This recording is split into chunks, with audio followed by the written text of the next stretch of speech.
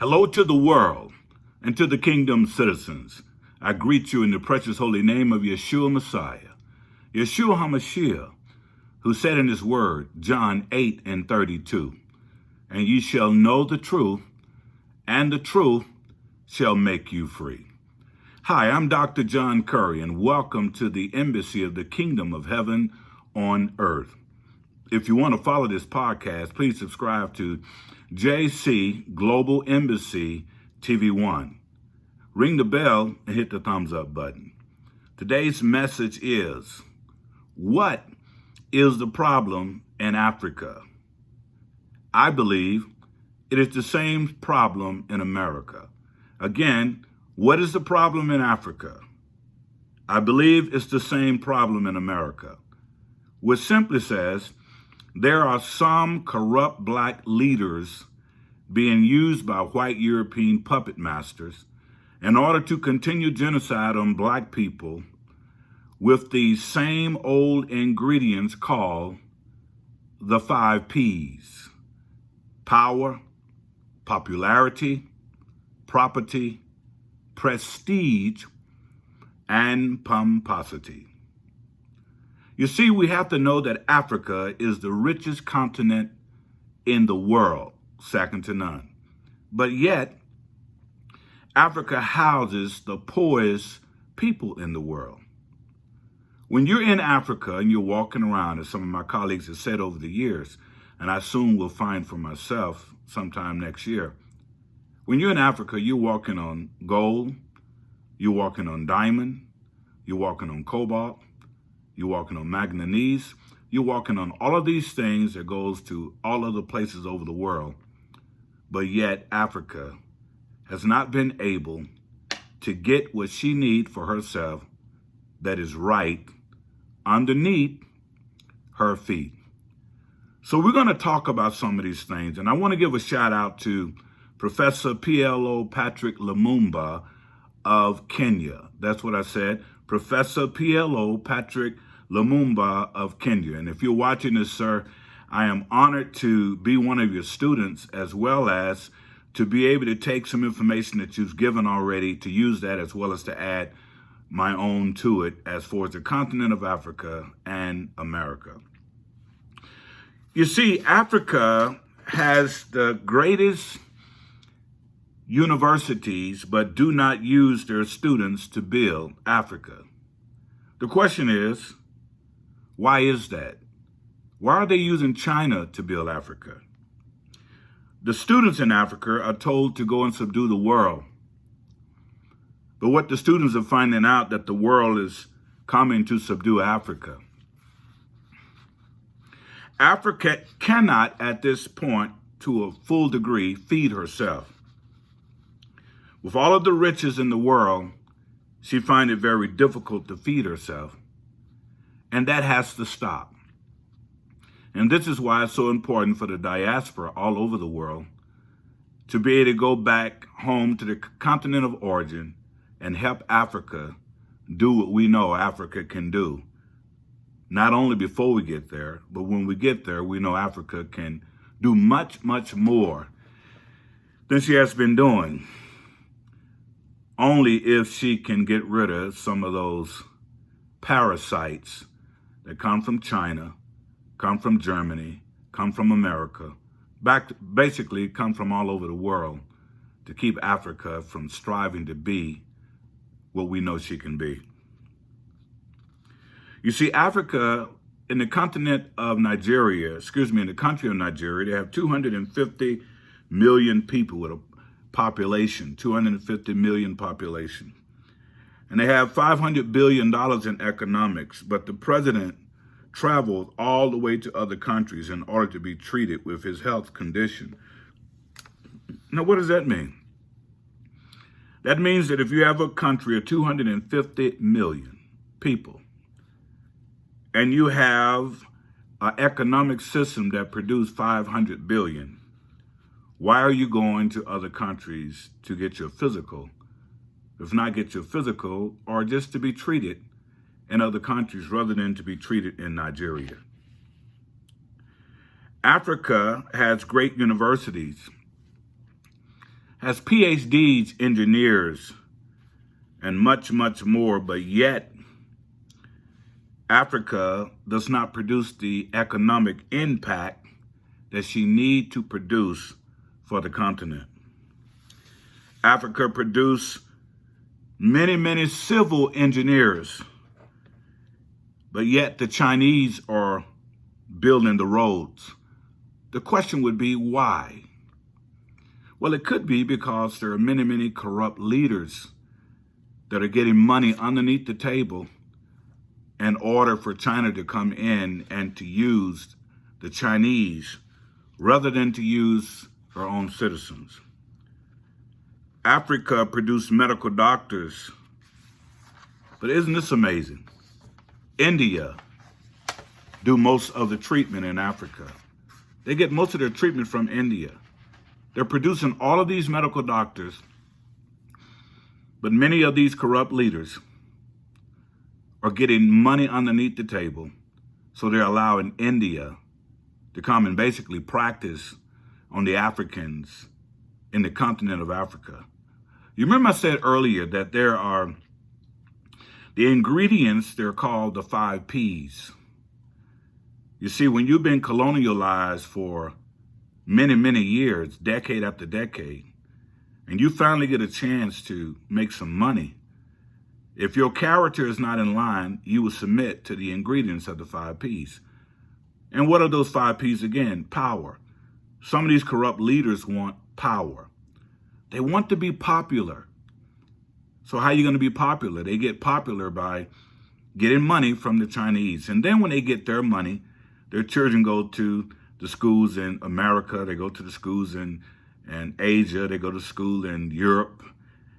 And yet they're robbing Africa from the inside out. So they get power, popularity. They want the property, which they already have, and the prestige. And they're looking for pomposity. Look at me. Look at what I'm doing. So Africa, at this present time, Africa is a continent with over 2 billion people. Now, some would estimate 1.5 billion. But I would like to say if the statistic is saying 1.5, it's got to be 2 billion people. Because people are not going to tell the truth about Africa. They're going to lie about our numbers, lie about what we're doing over there. Everything is a lie. So whatever they lie about, you can up it at least 5 points. So I would say 2 billion people in the continent of Africa. And the age range from the continent of Africa as far as the population, they range from age 15 through 24 years old. So therefore, Africa is a very, very young continent with much, much progress and much, much potential to be able to go and change the world. But I believe it was said, by Professor P.L.O. Lumumba, I believe he said that in Africa, you can change the forest, but the monkeys are the same. And I thought about that, and I said, well, what does that really mean? It's like how sometimes we say in America, you can take a person out the ghetto, but you can't take the ghetto out of them. You know, you can take a person out of the country, but you can't take the country out of them. And I tell many people while doing therapeutic sessions, how people say, well, you know, I just need to move and go to another location. I need to go to another place so I don't have to be around all these environmental hindrances. But what they fail to remember is that when you change your location, you are going to be there. You see, where you go, there you are. And if you don't change your mindset, you can be up in heaven and still be thinking like a slave. God can provide you with all the riches and money you ever wanted, but you still have a slave mind, which definitely cannot function in a free society. So it's not about changing the location. It's about changing your mind. When you change your thinking, you automatically begin to change your life. So Africa, as he said, You can change the forest, but the monkeys are the same. Africa produced agriculture graduates. I mean, they go to school and they get degrees in agriculture, which simply means they know how to do it. But in Africa, the Jews are teaching dry land agriculture. Now, why is that? That's corrupt leadership. Jews are teaching those that went to college to get degrees in agriculture how to do agriculture in dry land. Corrupt leadership. Africa, true battle is fought in the mind. And we know that here in America. A lot of us are still thinking that having broken loose from the brainwashing of Willie Lynch, we still look at colorism. Some of us still think that if you light and bright and almost white, that you're better than everybody else. No, that just simply means that you have claimed the recessive gene. You heard the phrase, the darker the berry, the sweeter the juice. Well, the darker the skin, the more melanin you have, which simply means you don't age like other people age. Your skin doesn't break up. It doesn't get wrinkled. So you're just happy because you're almost white when whites are trying to be black. They're going to the sun. They're getting on the beach. They're trying to be like you while you're thriving hard to be like them. It's the melanin that's what's keep black people useful, and the skin don't wrinkle and we don't age as well as they do.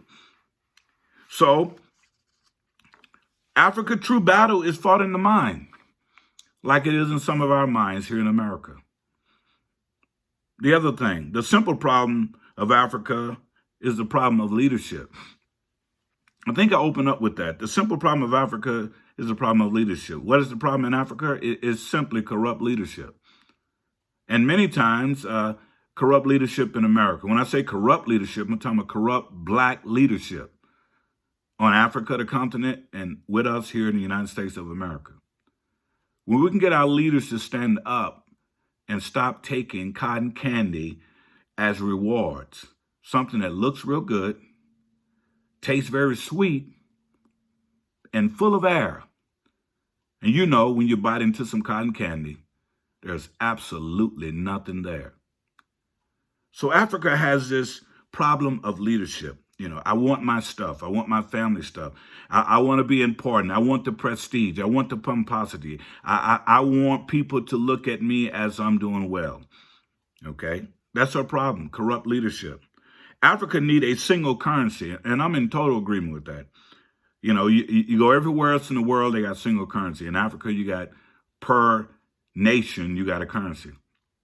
And it's kind of hard to be able to buy things or to be able to get patents on certain things because they have to go through so many different types of regulation in order for Africa to come to be what she needs to be. She need a single currency. And I agree with that. Africa need a single bank, the Bank of Africa. If you don't want to call it Africa, you can call it the Bank of Al-Kabulan. That's her original name. You know, where money just flow out in different branches, go to different areas of the continent. So you have 54 different branches, and those branches would break down into how many cities and towns you have, and that currency would be in one place. Africa need a single army. I agree with that. Africa need a single army. And that single army will be designed to protect what's underneath Africa's feet. It simply says that Africa should not have everybody running over there in and out the house, just taking everything they want. There should be a single army that can be called upon that represent the whole continent that can be able to keep those parasites out from robbing her and then begging her to pay them for what they took from her. Africa needs a single army and a single command. But it's hard to get that when you have corrupt leadership. You got people that want what they want when they want it, and they want it how they want it, and it's all about them. It's me, me, me, me, me. I. My. We call that in therapeutic language the Bredig syndrome. I want what I want when I want it, and I don't care how it hurts the continent of Africa. Those corrupt leaders got to go, and they need to go now. Africa has been independent, Africa has been independent for over 50 years, but what has she done with it? In other words, when colonialism was over, Africa received her freedom and she's been independent for the last 50 years. And people say, well, why hasn't Africa pulled herself up? Why haven't Africa got herself together? Well, the same question can be asked to America, to blacks in America. Why haven't we pulled ourselves up? Why haven't we got ourselves together? Because you still have those same European puppet masters that are pulling those strings to make sure you don't get up, to make sure you don't come together. They get in the back room and whisper to black leaders or so-called black leaders and tell them that the person down the street don't really like them. You know, I even had some to come to me at one time and tried to get me to dog out certain pastors and speak bad of certain black leaders in the area where I live. And I said, all the pastors in this Metro East area, fact about it, all black pastors across the world, in my opinion, are doing the very best they can, and they may have character flaws. Some may fall down, but they get back up. In essence, you're not going to get me to talk bad about a black pastor or about black leaders, because some and everything else are good, and some may not be as good. So the some that are not as good, we have to pray to God that they can turn their lives around and be able to help black people wherever they are. So they love to play these games. They love to get black people going against each other. You know, they got Urban League going against NAACP. And they got Black Lives Matter going against all kind of stuff. You know, the more confusing they get black folks, then we feel like, oh, well, we ain't doing anything. That's all a game. It's all a ploy to get you to not to believe and that your time is now and that you can create your own world and create your own black nation and be what you need to be. That's what they're doing right now over in Africa. Africa has spent too much of her time living in the past. Well, see, when you've been colonialized, you just don't get rid of it overnight. Just like a slave mind cannot function in a free society, colonialism, people that have been in bondage and slavery for so long, that doesn't leave overnight. That doesn't leave in 10 years, 15 years. That's generational. If it went on for 50 years, they got 2 generations in that 50 years. And through that 50 years, you got 50 years later, you may just be coming out of some of it. But the beautiful thing about us that live in the diaspora in America, we can help them through it. Because normally when you come out of slavery or you come out of colonialism, you start to get happy when you're around your oppressor. So Africa must stop limiting her living in sorrows in the past. You got to accelerate. Your oppressor is still your oppressor. You shouldn't be getting happy because you get a chance to be around him. You shouldn't be, just all excited because he come to see you. Like the master used to come to the plantations in America. And when the master showed up, the slaves would just kind of get a little happy because the master showed up. And this is the same master that was beating them and doing all kind of crazy stuff to him. But when he showed up on the plantation, he allowed him to play some music, pat him on the head, make him feel good. And the slaves feel like, well, everything's just fine now. But then you had those other slaves, those field hands. They saw what he was doing, but the field hand had to be silent. And like what you have in Africa right now, you have those other Africans that know this ain't right. This need to change. Get off our land and don't ever come back. And there are some that are saying, leave or die. That's what some are saying right now in Africa. They're tired of it. They recognize the game that has been played on them. They recognize that no one really cares about them. Everybody is trying to use them to be able to take from the continent and build their own civilization. So we must, as blacks in the diaspora and blacks in the continent of Africa, don't get happy because white folks all of a sudden is now treating you like they should have been treating you 100, maybe thousands of years ago. But you get happy, and you say, oh, wow, they really like us, so you just love integration.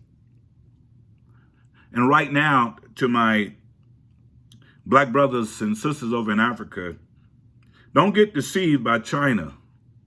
See, China, you have to ask the question, with China, is it trade or raid? Let me say it again. With China, is it trade or raid? China is trying to find land because their population is exploding. And what is the greatest continent to be a part of? And that's Africa. The continent of Africa is huge. That's why they're trying to build stadiums.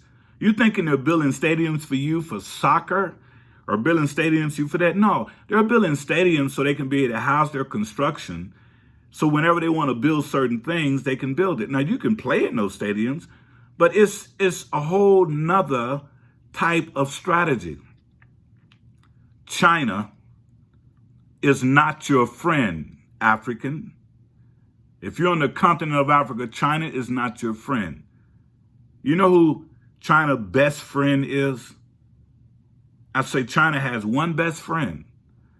And China's best friend is China. They still got you as Africans in their museums posing with animals, showing you as animals that you're not even human beings, but yet they want to come and trade with you. You thinking it's trade when it's really raid. So China only has one friend, and China friend is China.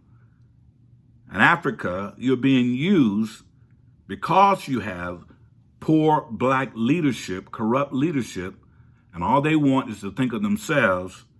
They do not want to think about the continent of Africa 20, 30, 40, 50 years down the road. So right now, they're focused on themselves. Africa is the richest in oil. Africa is the richest in natural resources. It holds a strategic position. It is the world's fastest growing economy.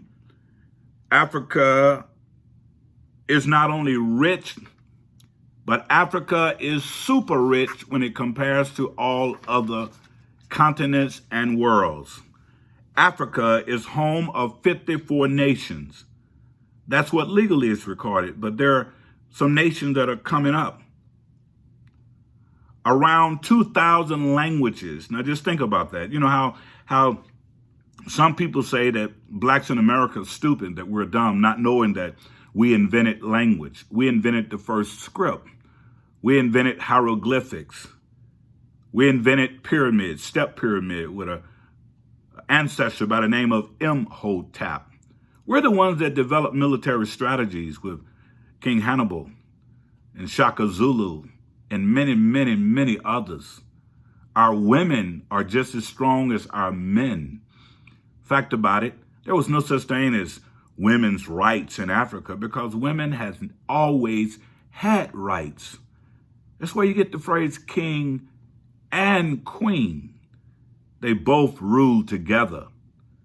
Africa set the standards for the world in civilization. Now she struggled, but she's still the home of 54 nations. Speak, the continent has more than 2,000 languages.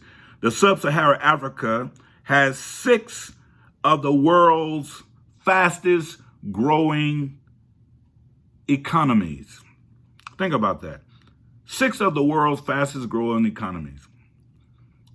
I think it was said that, they really don't want Africa to come back or to be what she can be. It's because when Africa come back and be what she can be, everybody else would have to simply bow to the knee. You see, when Africa fully pull herself up and have this one army, people won't just be coming in and out of the continent, raiding gold mines, raiding diamond mines, just getting whatever they want. Africa can choose to select who she wants to be friends with and who she wants to trade with.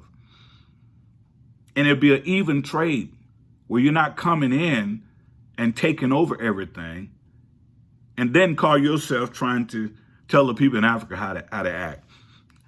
Here's something that I think you'd be interested in. You have Chinese going over to Africa, and they opening up restaurants. And when they open up restaurants, they put signs out saying Africans cannot come in. Now, to you and I that's in America, and some of you that are on the continent, you say that's completely crazy. Why would Africans let the Chinese come in to their country and tell them they can't come in and buy? That's because they have no respect for you. They think you're stupid. They think you can't build civilization. As I said before, just run them all out. Just get them all out until they learn how to respect the country. Fact about it, don't even let them come back. Come back for what? It'll be like somebody going in your house telling you you can't go in your kitchen or in your bathroom. And you, with your silly self, go and do exactly what they say. That means there's something wrong with your mind. You got to heal and build right now. Whatever it is, you got to get through it. And this is why you need to be in contact with Africans who live in America, because we done been through your stages. We know where you at. You just happy to have white folks, along with Chinese folks, Asian folks, Russian folks, European folks, anybody to come to show you some kind of love. You just get happy because you put it in your mind that you can't build your own stuff. You done got it in your head, well, we need help from everybody. Like I tell them in America, they ain't coming. And if they coming to get something from you without giving something to you. And you're talking about, well, you know, we need weapons. Make your own weapons. You think if somebody going to send you some a crate of several 100,000 weapons that they're going to be working when you get them? They're not going to be working. They're going to give you some junk. So if they need to come over and do what they got to do, they already know the weapons that they're giving you is already a piece of junk. Now, why would I say that? See, you have to take responsibility. The continent of Africa, you have to take responsibility of pulling yourself up. Stop crying and asking for help, because the help you get, there's a string to it. And many times that string is buying up all of your land, and that's what China is trying to do. So you have all of this wealth. You have the sixth world's fastest growing economy. And the world knows it. The world knows where the breadbasket is. Please hear me, Africans on the continent of Africa. They know where the breadbasket is. They know where the money is. They know where the gold is. They know where the treasure is. And that's why they want to wipe you out so they can come and have the treasure for themselves. Everything that goes on around the world, everything that goes on in your continent, from vaccinations to starvations to AIDS to whatever disease it is all about trying to get rid of you from the breadbasket. They're trying to get you out of the world's store. God has given it to you to manage it. And you got to manage it and stop crying and trying to get everybody to come over there to help you. You got to pull yourself up and connect with the diaspora so we can help you pull yourself up, because the world is coming for what's underneath your feet.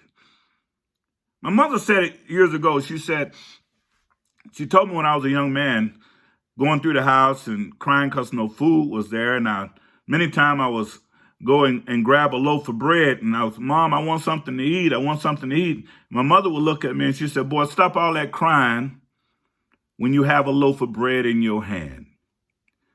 So I say to the continent of Africa, stop all that crying when you got the world's greatest riches in your hand and underneath your feet. It's time to rise and call on us from the diaspora and call on black people around the world. Forget everybody else. That's what I said. Now, some people say, well, Pastor Kerr, well, that's kind of racist. No, that ain't racist. That's a fact. They have proven that they could care less about Africa. Call on your own people all around the world. And we praise God that God will give us the ability, the want to go there and help you in the struggle as you help us in our struggle. So Africa has a strategic hold. She has the Sahara holds most of the strategic nuclear ore. In other words, you can't make a nuclear bomb without nuclear ore. Also a reservoir of such as coltan, gold, copper, and many other that are abundant in the continent of Africa. The continent untapped riches, yet struggle to realize its potential.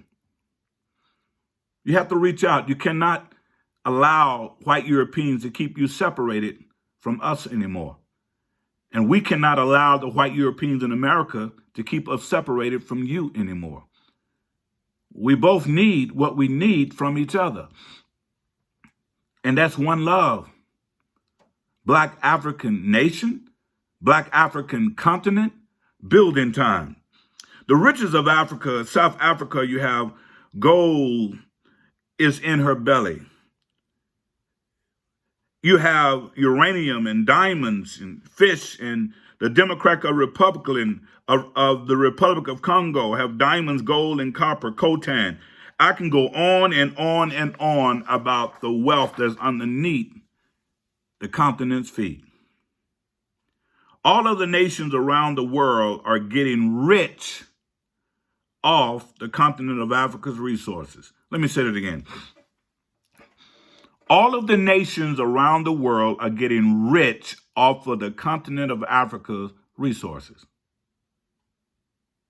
I already told you it's underneath your feet. God has given you everything you want, and he put it underneath your feet. You know, in the word of God, where he says, you shall have dominion over the earth, over the fowls of the air, over every living thing that moveth upon the earth. All of the gold and diamond and cobalt and all of this stuff is underneath your feet, Africa and Africans in America.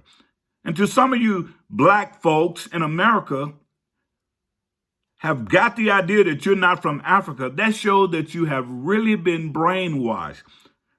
You have been colonizing your mind. You have been turned on yourself. Why would a people want to turn you on yourself? So they can go to your house and get everything you got because you're so dumb and stupid. You don't know what you got over there. Because you've been trained to look at Tarzan, look at those Zuzus, and look at people hanging off trees. And you think Tarzan, the white man, running around with some drawers on, half naked, you thinking he's the hero. That's brainwashing. They didn't tell you about Shaka Zulu. They didn't tell you about Imhotep. They didn't tell you about King Hannibal. They didn't tell you about Cleopatra. They didn't tell you about Makeda. They didn't tell you about all of these great men, scientists, the University of Timbuktu. They didn't talk to you about that. They want you to think Africa is a jungle. When most of the people that are taking trips to Africa today are white Europeans, Asians, and Chinese. If it's such a jungle, why are they still going? They're going because they're trying to get land because that's where they want to be. So to you Americans that's over here that thinking Africa is about monkeys and gorillas and jungles, no. There's diamonds, gold, platinum, whatever type of jewel you can think of is over in Africa, right underneath our ancestors' feet. Right underneath our feet. So we must be able to go and get back what is rightfully ours. Africa must learn, as Professor Patrice PLO Lumumba said. He's a great brother. These are his words, and I love them. That's why I'm saying them now. He said, Africa must learn how to sit at the dinner table of human civilization. He said there are 3 seats at the table. He said the diner, the waiter, and the food to be eaten. You see, Africa, black Africans in the diaspora, as well as black Africans on the continent, we have for too long been the food. The Chinese come to dine. Africans come to wait on them, and yet become the food that they eat. We must make it up in our mind that we're no longer going to be the food nor the waiter. We're going to be the diner.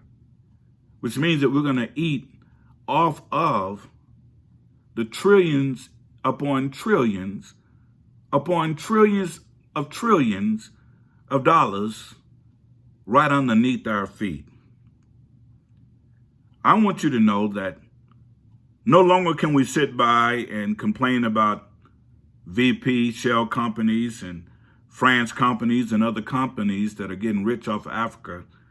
It's time for us as Africans who happen to live in America, Africans who happen to live in Cuba, Africans who happen to live in China, Africans who happen to live in Europe, Africans who happen to live in Russia, Africans who happen to live in Iraq, Iran, Pakistan, Africans who happen to live in Russia, Africans who happen to live in Korea, Guam, Africans who are all over the world, the 250 million Africans throughout the world's diaspora.